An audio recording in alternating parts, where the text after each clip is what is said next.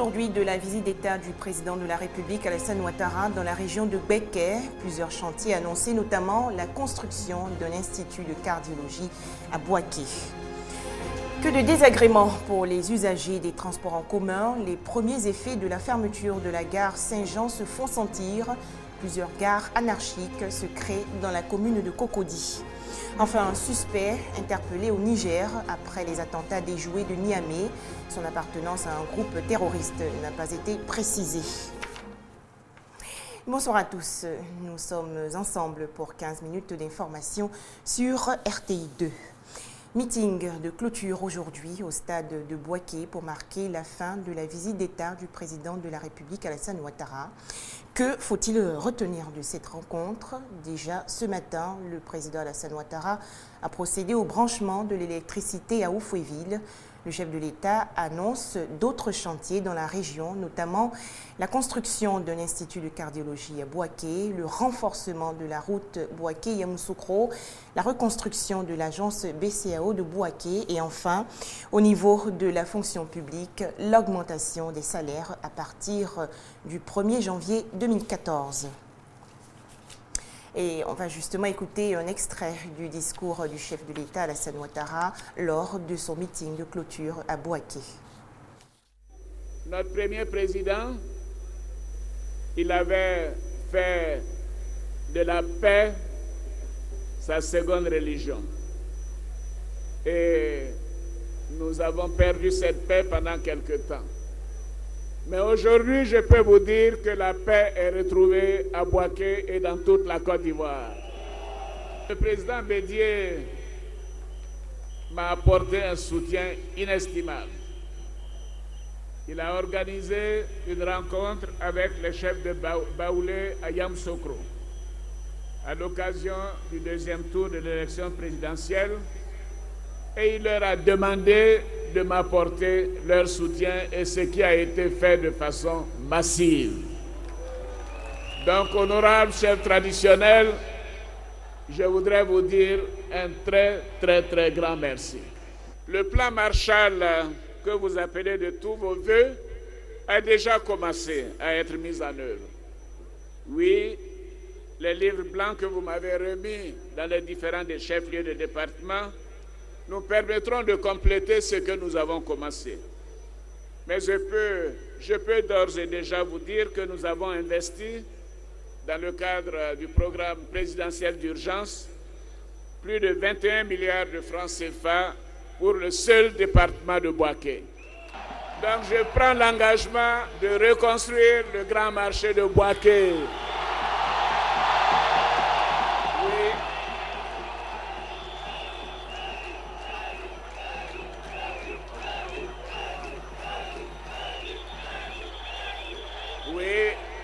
Et je peux vous dire aussi que j'ai téléphoné au gouverneur de la BCAO et je lui ai dit, mais quand est-ce que nous aurons l'agence de la BCAO à Bouaké?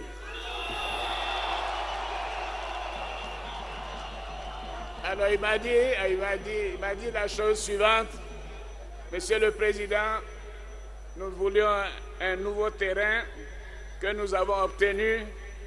Et la nouvelle agence sera construite et elle sera ouverte en mai 2015.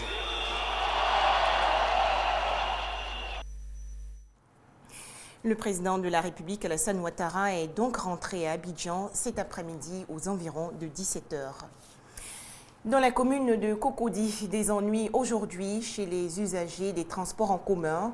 En effet, depuis la récente fermeture de la gare Saint-Jean, les populations peinent à trouver des wara-wara pour pouvoir se déplacer.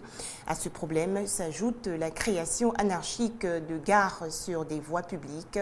Certains arrêts de bus sont également pris d'assaut par les wara-wara qui ne savent plus où se garer. Konaté Moussa et Ami Kanga.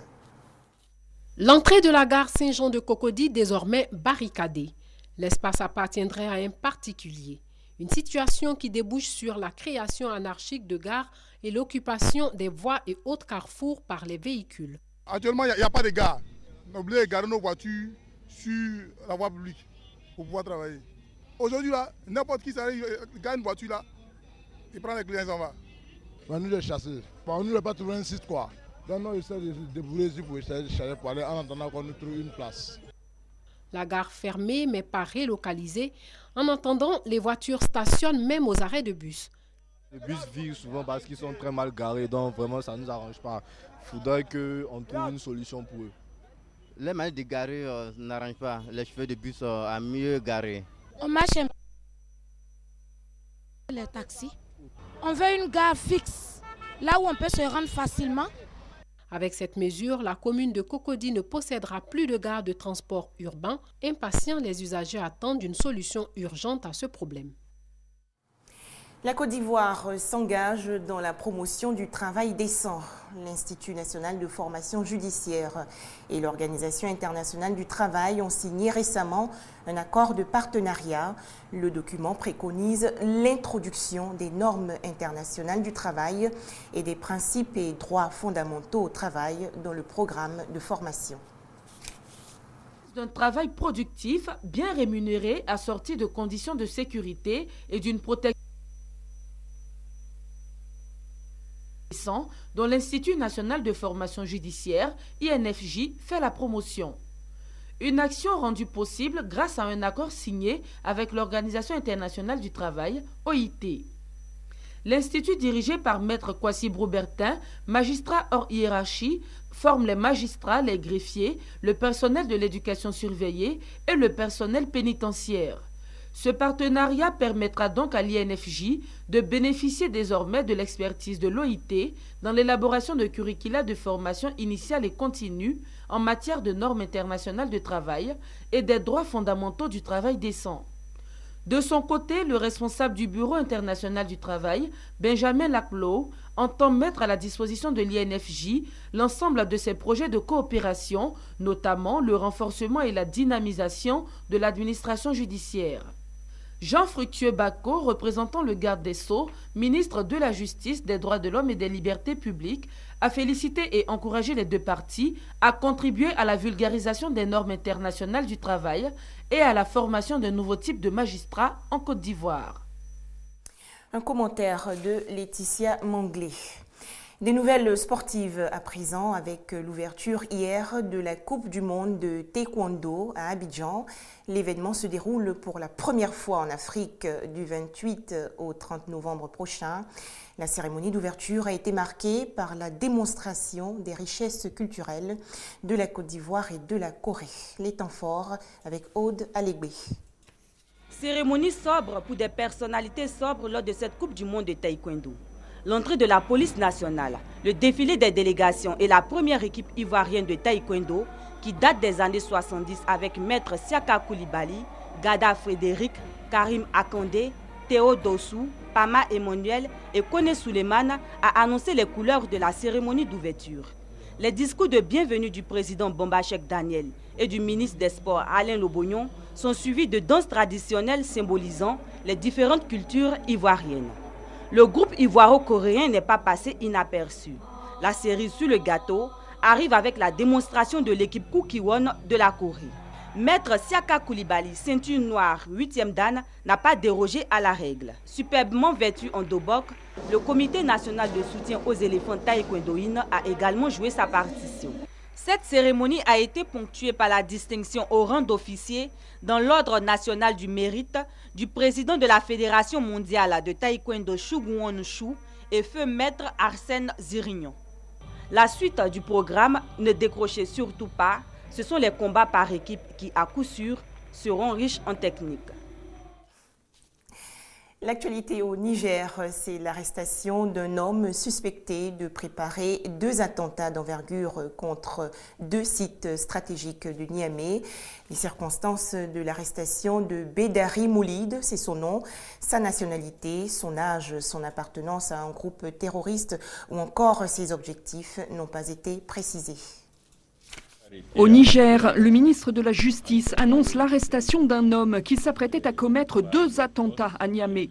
Selon Marou Amadou, ces attaques contre des sites stratégiques auraient été dramatiques. Le 23 mai dernier, une vingtaine de personnes avaient été tuées dans des attentats contre l'armée à Agadez et contre Areva à Arlit. Le suspect qui vient d'être arrêté était en contact avec un Malien qui s'est échappé de prison en juin. Grâce à l'enquête, ce terroriste a pu être arrêté cette semaine. En bref, plus de 100 000 personnes en détresse dans le nord-est de la Somalie, frappées depuis début novembre par une violente tempête. Elles ont urgemment besoin de nourriture, de médicaments, d'eau potable et d'abris.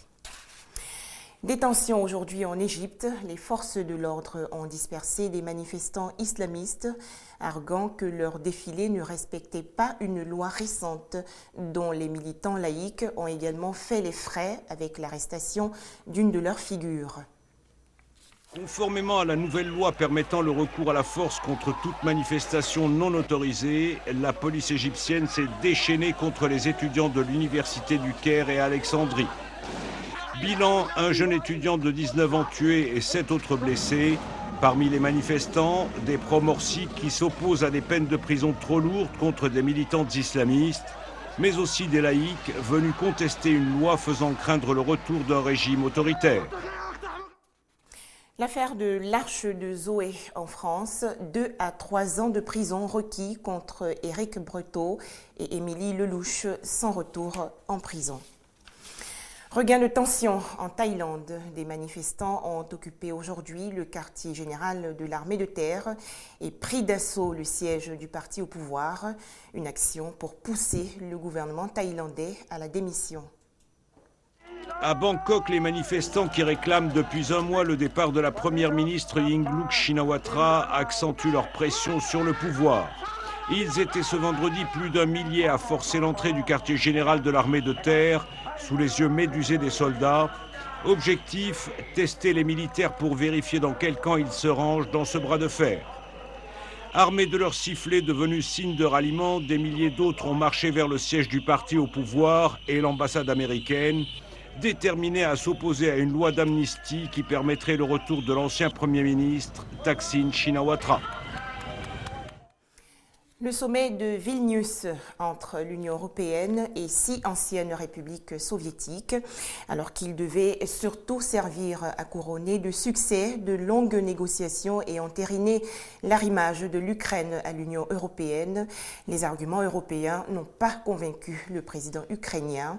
Conséquence, l'Ukraine renonce provisoirement à un rapprochement européen.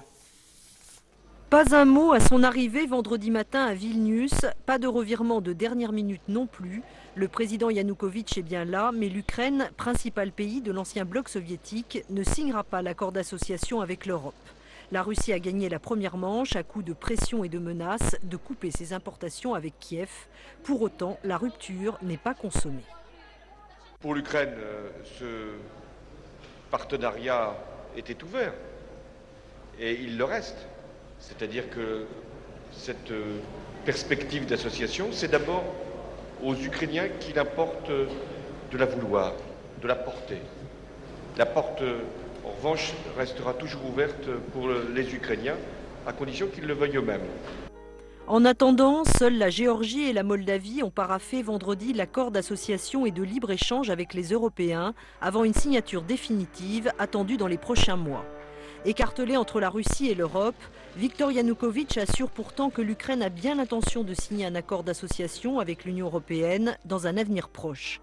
Alors que la présidente lituanienne, hôte du sommet, a accusé les dirigeants ukrainiens d'avoir choisi une voie qui ne mène nulle part, le président de la Commission européenne a averti que l'UE n'acceptait pas de veto de la Russie sur ses relations avec les ex-républiques soviétiques. C'est un processus pour quelque chose, c'est pour la démocratie, pour la stabilité et pour la prospérité. Ce n'est pas contre quelqu'un, parce que je ne pense pas que quelqu'un puisse être contre la démocratie, contre la stabilité et contre la prospérité. Des propos qui mettront du baume au cœur de l'opposition ukrainienne qui continuait vendredi pour la 5e journée consécutive à réclamer à corps et à cri un rapprochement avec l'Europe. La seule issue, selon l'opposante emprisonnée, Yulia Tymoshenko, de libérer l'Ukraine des idéologies erronées et des empires agressifs. Et pour mettre un terme à cette édition, rappelons que le chef de l'État, Alassane Ouattara, a achevé aujourd'hui sa visite d'État dans la région de Bouaké, un périple qui l'a conduit à Sakassou, Botro, Béoumi et Bouaké. Le président de la République, Alassane Ouattara, a donc regagné Abidjan aux environs de 17h. Merci à vous de toujours suivre RTI2.